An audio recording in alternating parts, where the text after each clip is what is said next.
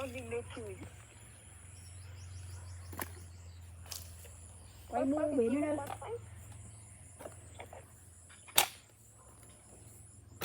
mua là vô phải quay đó thế đưa chứ mi bạn được 10 cân đó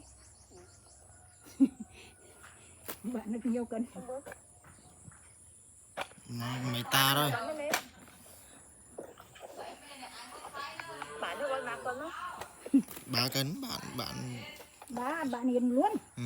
Á để lấy hiền với ăn luôn chứ cân này chứ hiền ăn mà thì rất lầy lắm rồi